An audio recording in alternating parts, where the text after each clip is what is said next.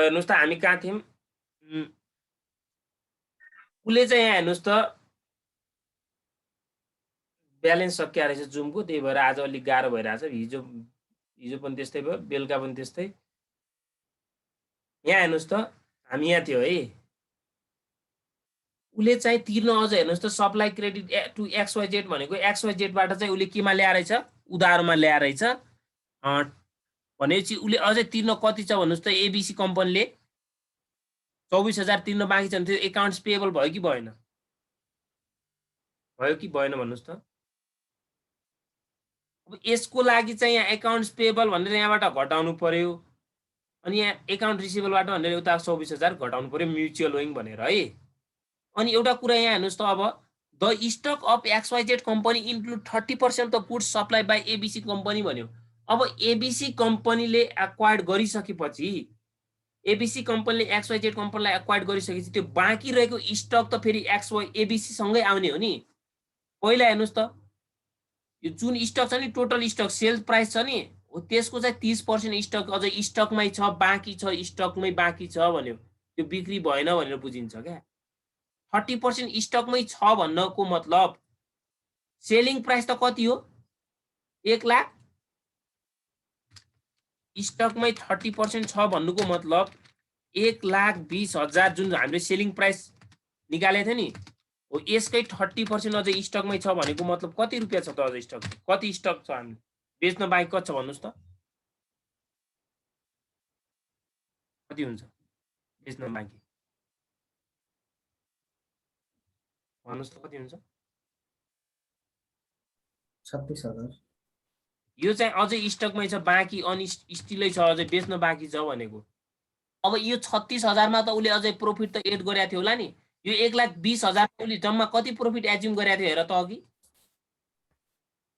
Profit कति गरेको थियो यहाँ 30,000 छ कि छैन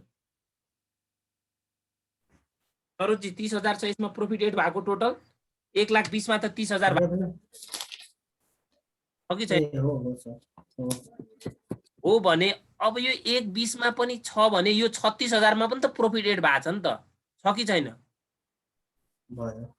हो त्यो भएको प्रॉफिट भनेको अनरियलाइज प्रॉफिट हो जुन चाहिँ प्रॉफिट मानिदैन त्यो प्रॉफिट भएको मानिदैन मैले बेचेको वस्तु मसँगै रिटर्न आउँछ भने अब मैले त सुरुमा प्रॉफिट खाएर बेचे आउँछु अनि जुन प्रॉफिट को बेचेको वस्तु अब त्यो प्रॉफिट भयो त हाम्रो लागि भएन त्यही भएर अनरियलाइज प्रॉफिट अन सेल्स भने 36,000 सेल्स हो 36,000 को सेल्स भनेको अब अनरियलाइज अन प्रॉफिट बराबर 36,000 भनेकै सेल्स हो है यो सेल्सकै कति पर्सेन्ट भनेको छ त्यहाँ बुकमा 25% भनेको छ यो अनरियलाइज प्रॉफिट आयो यसरी बुझ्नु भयो कति हुन्छ भन्नुस् म्युचुअल विङ भयो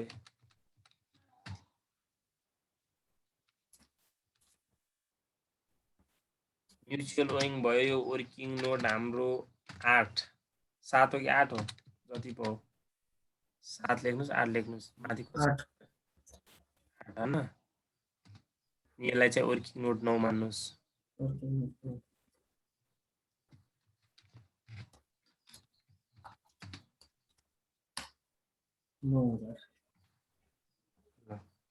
कति हुन्छ 9,000 सरोजी यहाँनिर मैले डाइरेक्ट 25% गरे बुझ्नु भयो 25% जुन कस्ट थियो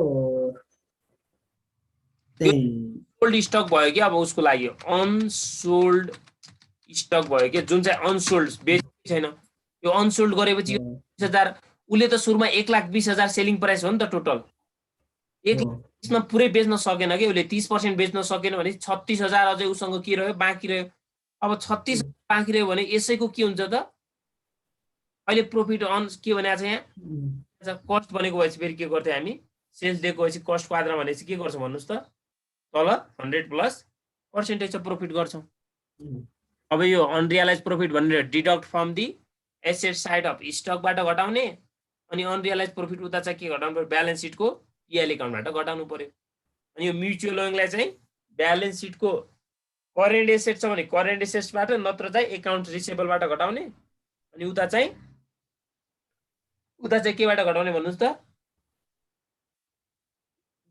उता केबाट घटाउने? एकाउन्ट्स टेबलबाट घटाउने। अब कन्सोलिडेटेड ब्यालेन्स सिट बन्छ है, बनाउन सक्नुहुन्छ? ब्यालेन्स सिट बनाउन सकिन्छ सर। अब यो त पुट मात्र गर्ने, भ्यालु पुट गर्ने हो। सक्नुहुन्छ दुर्गा? सकिन्छ सर। भ्यालु पुट गर्ने हो, यो जस्ताको तस्तै सार्ने, हिजोको जस्तै। अब यति गर्नुभयो भने ससार्ने सार्ने। ल म त अर्को क्वेसन भनिदिन्छु तबसम्म। अब यो 4 नम्बरमा आउनुहोस् त। लाइबिलिटीज एसेट दिएको छ, हेर्नुहोस् त। ब्यालेन्स सिट कहिलेको रहेछ? यो 31 मार्चको रहेछ। अब मलाई एउटा कुरा भन्नुहोस् त दुर्गा, यो यसको स्टार्टिङ मन्थ कहिले हुन्छ? फर्स्ट भइस जनवरी। गल्ती भइहाल्यो नि, मार्च पछि। यसको मार्च अप्रिल फर्स्ट हो, अप्रिल फर्स्ट भन्नु पर्यो नि। तपाईँले जनवरी भने त गइहाल्यो नि, यसमा त मिस्टेक भइहाल्यो तपाईँ। यो भनेको तपाईँको असाढ लास्ट जस्तै मान्नुहोस् क्या। हामीलाई यहाँनिर इन्ड अफ असाढ दिएको चाहिँ फर्स्ट कहिले हुन्थ्यो हाम्रो? भन्नुहोस् त। फर्स्ट राउन्ड हुन्थ्यो कि हुन्थेन? तर यसमा मार्च दियो भने चाहिँ हाम्रो स्टार्टिङ मन्थ अप्रिल 1 भयो क्या है। कहिले भयो हाम्रो स्टार्टिङ मन्थ? यहाँ तपाईँले यो कुरा नोट लेख्नुहोस् क्या। हामीले कुनै पनि इयरको स्टार्टिङ मन्थ काउन्ट गर्नको लागि जुन मन्थमा हामीलाई ब्यालेन्स सिट दिएको छ त्यसैको जस्ट नेक्स्ट मन्थ हुन्छ भनेर बुझ्नु होला क्या। स्टार्टिङ मन्थ अथवा स्टार्टिङ इयर कुन हुन्छ भन्नको लागि हामीलाई दिएको ब्यालेन्स सिटको इयरको मन्थलाई हेर्ने, त्यसको जस्ट नेक्स्ट मन्थको फर्स्ट भनेको हाम्रो स्टार्टिङ मन्थ हुन्छ भनेर बुझ्नु होला। तपाईँले यहाँनिर स्टार्टिङ मन्थ मिस्टेक गर्नुभयो भने पुरै क्याल्कुलेसन मिस्टेक हुन्छ। तपाईँले रेभेन्यू प्रॉफिट र क्यापिटल प्रॉफिटमा एउटा निकाल्न मिस्टेक गर्नुभयो भने ब्यालेन्स सिट मिल्दैन। त्यही भएर यहाँ विशेष ख्याल गर्नु होला है। अब हेर्नुहोस् त, इन्भेस्टमेन्ट कहीँ छ? यहाँ इन्भेस्टमेन्ट रहेछ 1,40,000 मा किने रहेछ होल्डिङ कम्पनीले यास लिमिटेडलाई। सर यसमा त इन्भेस्टमेन्ट यास लिमिटेडको पनि छ भन्नु होला। यो इन्भेस्टमेन्ट यास लिमिटेडको छ भन्नको लागि त हामीले इन्भेस्टमेन्ट अमाउन्ट ब्यालेन्स सिटमा इन्भेस्टमेन्ट भन्ने यो 20,000 देखाइदिने के यास लिमिटेडकै। यासमा हुँदैन, यासको हामी राख्दैनौँ है। यासको त हामीले कहाँ गर्छौँ? स्टेपहरुमा युज गरिहाल्छौँ है यसको अमाउन्टलाई। बुझिरहनु भएको छ? कन्सोलिडेटेड ब्यालेन्स सिटको एसेट साइडको इन्भेस्टमेन्ट अमाउन्टमा यास लिमिटेडको अमाउन्टलाई देखाइदिने है। इन्भेस्टमेन्ट भनेर 20,000 देखाउने क्या कन्सोलिडेटेड ब्यालेन्स सिटको एसेट साइडमा। अनि अदर इन्फर्मेसन हेर्नुहोस् त। S limited acquired 1200 share of 100 each. S limited 30 जुन 2012 एट द कस्ट अफ 1,40,000 अरे।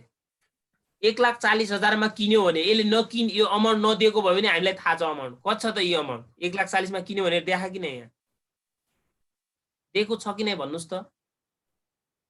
दिएको छ। हो, यो भइहाल्यो।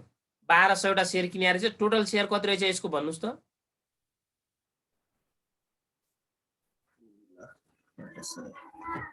टोटल शेयर कति? 2000 रहेछ। माइनोरिटीलाई कति बच्यो त?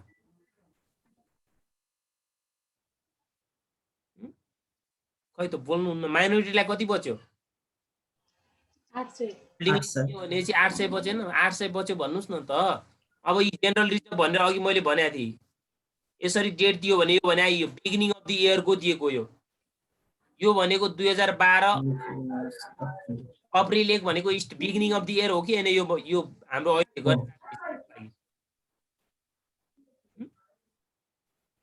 बिगिनिङ अफ द इयर हो कि हैन भन्नुहोस् त।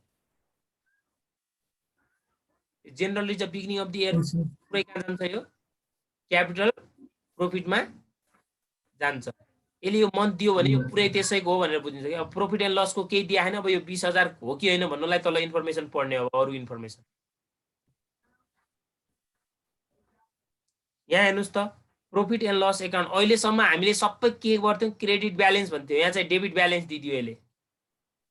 प्रॉफिट एन्ड लस को डेबिट ब्यालेन्स हुनु भनेको के हो? लस हो कि प्रॉफिट हो भन्नुस् त? सरोजजी अहिले क्रेडिट ब्यालेन्स भन्थ्यो, यो डेबिट ब्यालेन्स भने के अरे? लस। लस हो।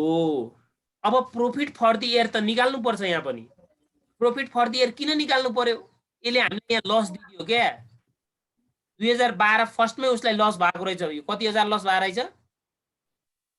12,000। अब यो वर्षको प्रॉफिट कति भयो त, यहाँ दिएको भनेको त यो profit for the year act, यो त एन्ड अफ द इयरको पुरै। अब प्रॉफिट फर द इयर कति भयो भन्नको लागि यो दिएको अमाउन्ट हुन्छ नि, यो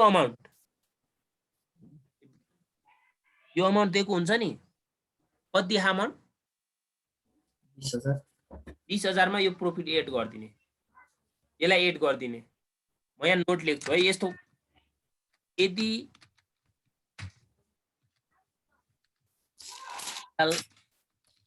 एकाउन्टको डेबिट भनेर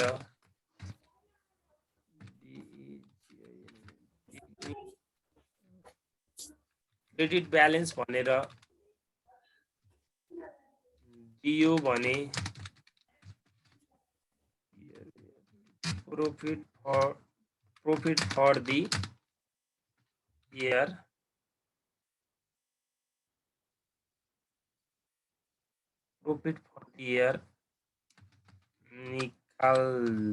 निकाल्दा ब्यालेन्स सिटमा भएको पिएल एकाउन्टमा डेबिट ब्यालेन्सको अमाउन्ट एड गरिदिने। Debit balance of PL add गर्ने। अहिले यहाँनिर यो मात्र किन एड गर्ने भयो होला, यो क्वेसनमा कसैले भन्न सक्नुहुन्छ? यो मात्र एड गर्ने किन भयो होला? जेनरल रिजर्भ त पुरै के भइहाल्यो, यो रिजर्भको दिएको छ नि त प्रॉफिट। यो त बिगिनिङ अफ द इयरकै दिदियो क्या हामीलाई, एक एक भनेर नदिएको भए चाहिँ यहाँनिर हामीले फेरि प्रॉफिट फर द इयर निकाल्दाखेरि जेनरल रिजर्भलाई पनि त जोड्थ्यौँ कि नै भन्नुहोस् त। जेनरल रिजर्भको अमाउन्ट राख्थ्यौँ, अनि प्रॉफिट र लसको राख्थ्यौँ, अनि लेस के गर्थ्यौँ त बिगिनिङ अफ द इयरको राख्थ्यौँ। अब बिगिनिङ अफ द इयरको त राख्थ्यौँ, अब जेनरल रिजर्भ छ कहाँ यहाँ बिगिनिङ अफ द इयरको? बिगिनिङ अफ द इयर भनेर पुरै अमाउन्ट दिदियो कि यसले आफै। यो यहाँनिर यदि यो डेट नदिएको भए यो अमाउन्ट पनि हामी कहाँ राख्थ्यौँ भन्नुहोस् त? प्रॉफिट फर द इयरमा यो 30,000 पनि राख्थ्यौँ, यो 20,000 पनि राख्थ्यौँ, अनि यो डेबिट ब्यालेन्स भनेर भन्या भए चाहिँ हामी यसलाई पनि जोड दिन्थ्यौँ क्या। बुझिरहनु भएको? तर यहाँनिर यो डेट दिदियो भने त यो त क्यापिटल प्रॉफिट हो भनिदियो कि उसले आफै। के भनिदियो यसले आफै? कैपिटल प्रॉफिट हो। हो, त्यही भएर अब प्रॉफिट फर द इयर कति भयो? 20 र 12 जोड्दा 32,000 भयो। अब कति महिना यहाँनिर क्यापिटल प्रॉफिट हो, कति महिना यहाँनिर के हो त रेभेन्यू प्रॉफिट? कसरी छुटाउने त? अब अप्रिलबाट काउन्ट गर्नुहोस्, अप्रिल मे जुन, कति महिना क्यापिटल प्रॉफिट भयो? 9 month। यति जान्ने हुनुहुँदो रहेछ तपाईँहरू। अप्रिलबाट जुन आउनसम्म कति महिना हुन्छ हो? 9 महिना हुन्छ र 3 महिना। अनि 3 महिना मात्र भयो त, अनि कहाँ 9 मन्थ भन्या त? अनि 9 मन्थ भएन है। 3 into 12 गर्नु पर्यो, इन्टु कति गर्नु पर्यो? 32,000 गर्नु पर्यो, माथि राख्ने। अब हामीले क्यापिटल प्रॉफिट राख्दाखेरि यो 30,000 त अलरेडी आइहाल्यो। 30,000 plus profit for the year कति आयो? 32,000 इन्टु 3/12 गर्ने, जति आउँछ त्यो राख्ने। कति हुन्छ?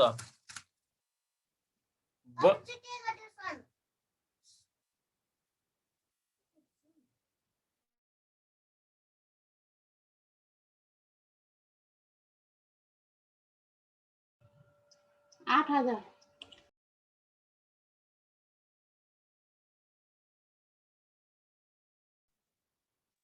हेर्नुहोस् त 32,000 total profit for the year भयो। प्रॉफिट फर द इयर निकालेको बुझ्नु भयो नि है? 32,000 यत्रो यहाँ नोट लेखिदिएको छु मैले है। 32,000 मा 3/12 गर्ने, क्यापिटल प्रॉफिटमा 8,000 आयो। 8,000 प्लस त्यो माथिको 20,000 पनि त जोड्नु पर्यो नि त।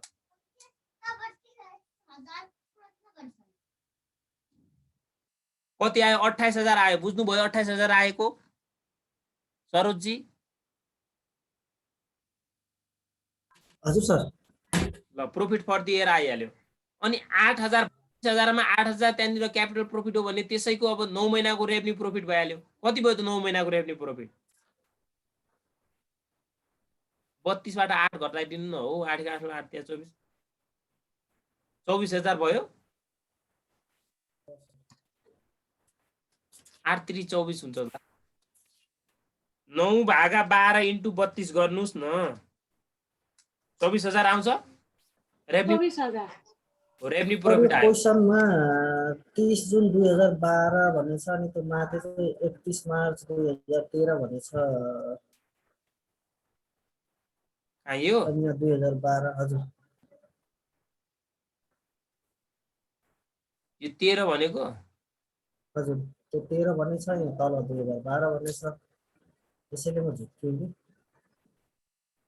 एकैछिन है।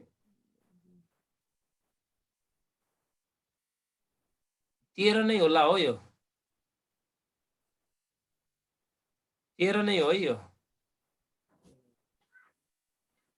फेरि अप्रिल 2012 भने हान, आफूले 2012 भनेछ। यो त अप्रिल 2012 हुने त हो नि, होइन र? अप्रिल 2012 भयो भने त हाम्रो बिगिनिङ अफ द इयर भने कहिले हुन्छ ल भन्नुहोस् त? बिगिनिङ अफ द इयर भनेको त हाम्रो कहिले हुन्छ? 2013 अप्रिल 1 कहाँ 12 12 13 13 कहाँ औठार भएको कि छैन? 2012 होला है, त्यति हो। 2012 होला त्यसो। ए एक 12 छ के 2012 हो है।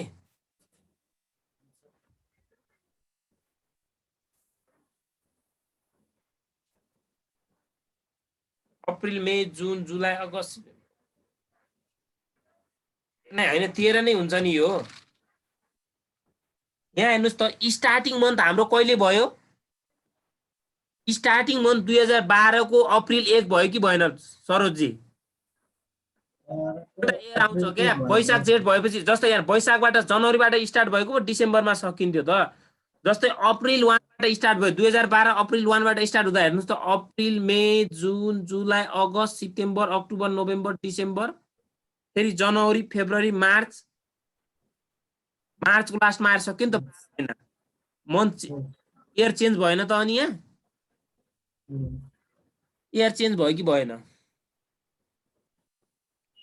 2012 को अप्रिलबाट स्टार्ट गरेर अप्रिल मे जुन 3 महिना भयो कि भएन सरोजजी? 3 महिना अनि त्यो 1 वर्ष त्यताको भनेपछि त 15 महिना भयो नि। कहाँ भयो ल भन्नु?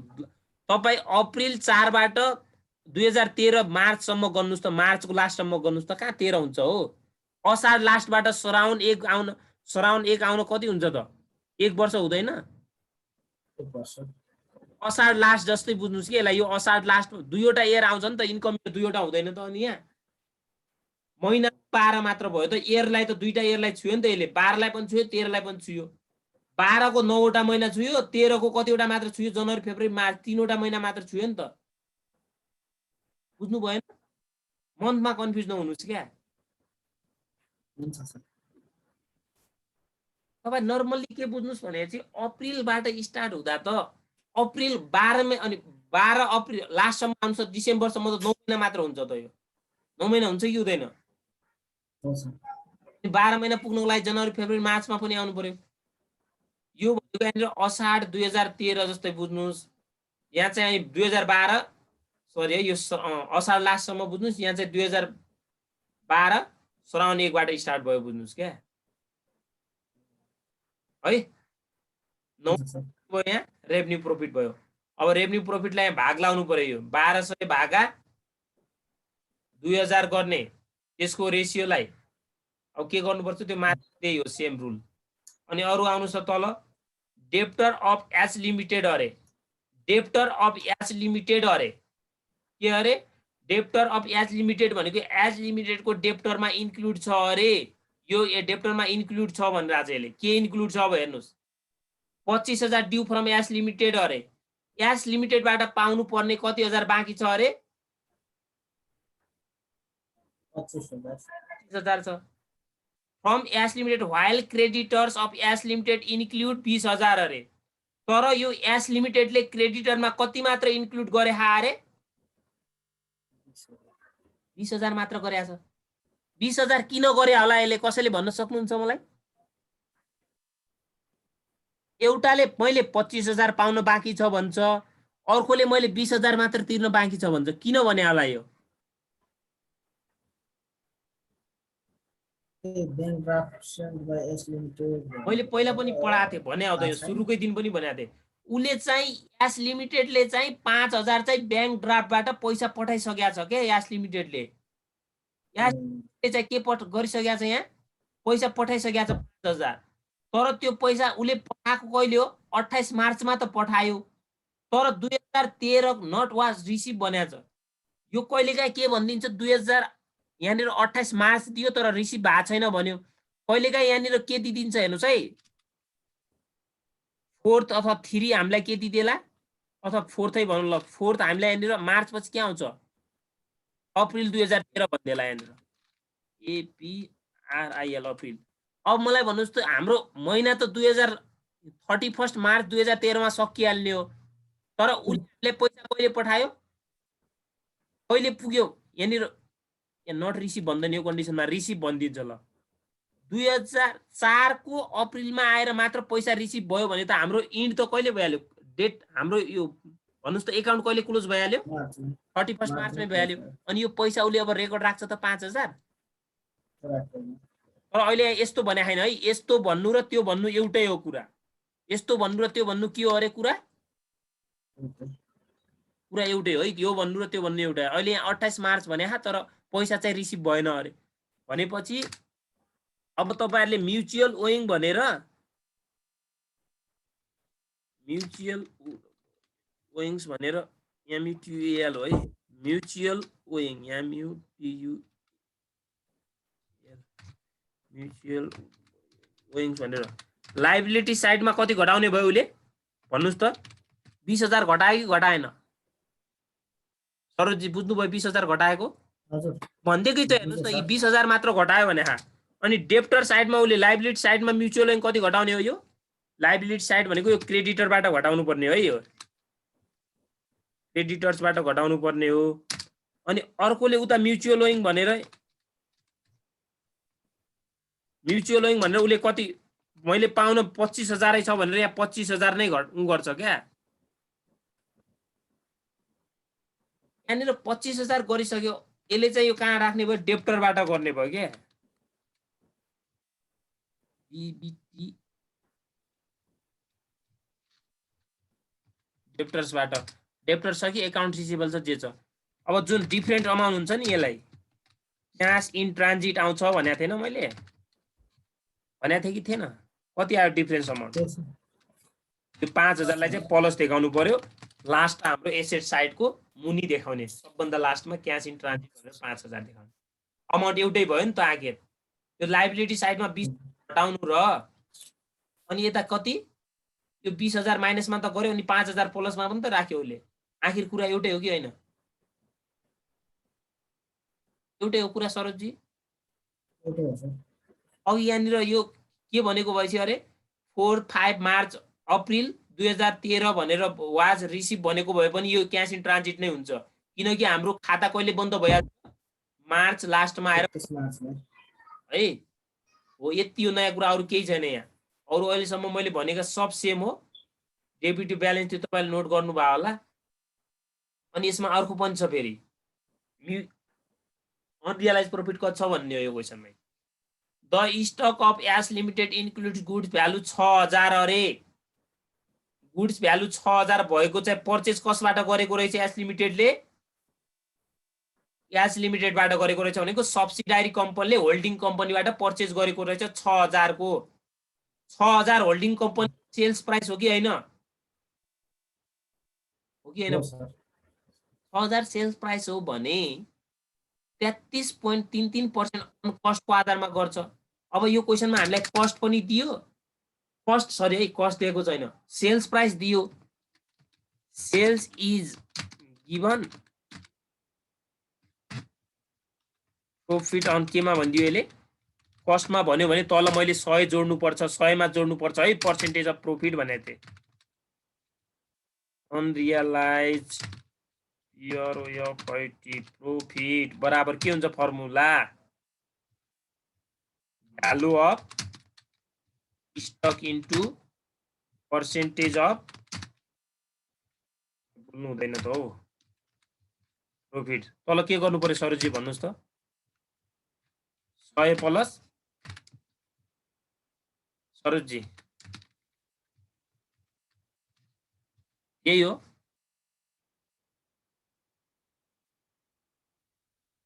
फर्मुला लेखेको राइट छ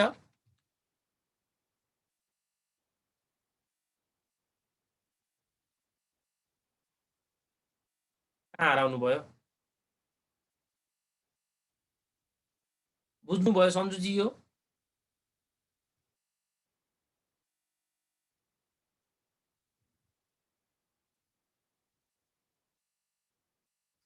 मलाई सुनिरहनु भा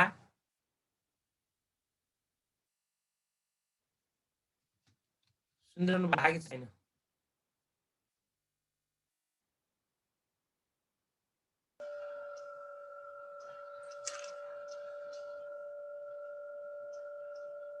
सर त्यो फर्मुलामा नि 100 मात्रै हुनुपर्ने हो कि 100 हुनको लागि कस्ट प्राइस दिएको छ हामीलाई यहाँ कस्ट भनेको छ हेर्नुस् त कहीँ कस्ट भनेछ पर्चेज भने यो सेलिङ प्राइस हो नि यो होल्डिङ कम्पनीको सेल्स प्राइस हैन त यो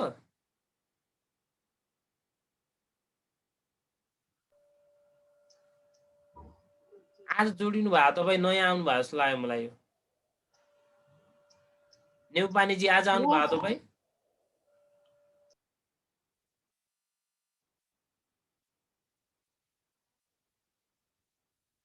यहाँनिर हामीलाई कस्ट प्राइस भनेको छ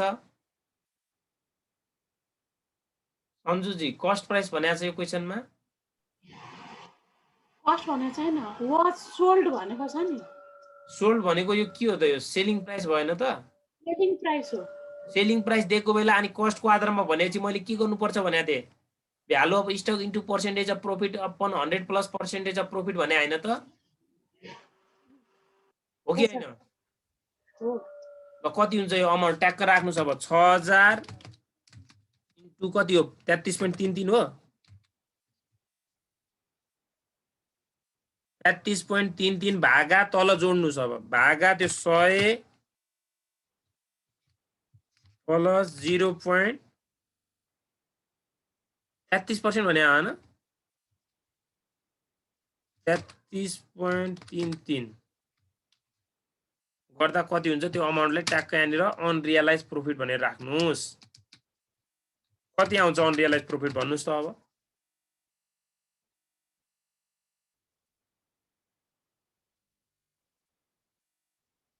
कति आउँछ यो 6000 इन्टु यो गर्नुस् भागा 133.33 गर्नुस् भन्नुस् न है कति आउँछ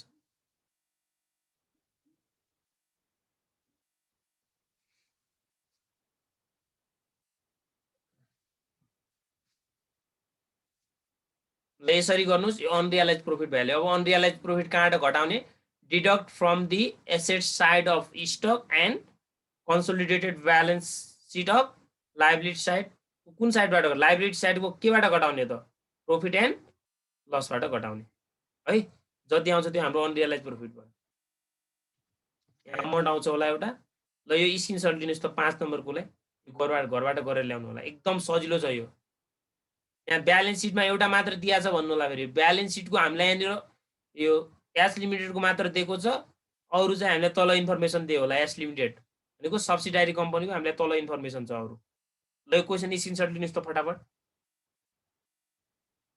टाइम भइसक्यो हाम्रो हामीसँग टाइम कम छ है बन्द हुने हो फेरि अझै 10 मिनेटमा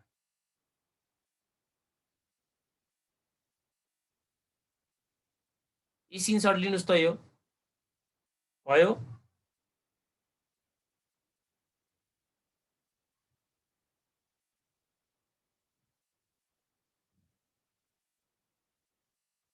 यहाँसम्म है यहाँबाट 6 नम्बर लाग्यो अर्को क्वेसन 6 नम्बरको पनि बनाउनुस् 6 को रोक्नुहोस् है, म एउटैमा गरिदिन्छु।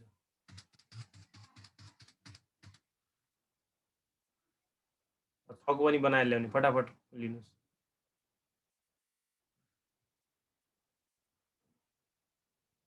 भयो? दुर्गाजी भयो यो क्वेसन? भयो सर। 7 नम्बर पनि। 7 अलि ठुलो छ, लामो छ, यो 15 मार्क्समा आउँछ यस्तो टाइपको क्वेसन। डिभिडेन्डको केसमा लेखे हैन मैले तपाईहरुले, म भोलि त्यो डिभिडेन्डको सुरुमै लेखेर यो डिभिडेन्ड हामीले निकाल्नु पर्ने भनेको इक्विटी शेयरको यो वाइ लिमिटेडको निकाल्नु होला। 10% भनेको 20,000 हुन्छ।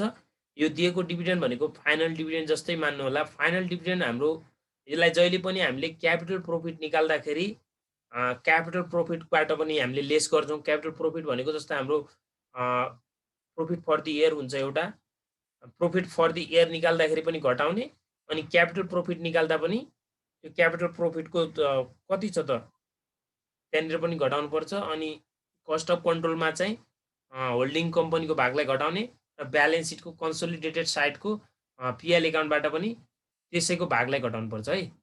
यो क्वेसन हेर्नु होला अलिअलि, भएन भने म भोलि गरिदिन्छु। यहाँसम्म हो।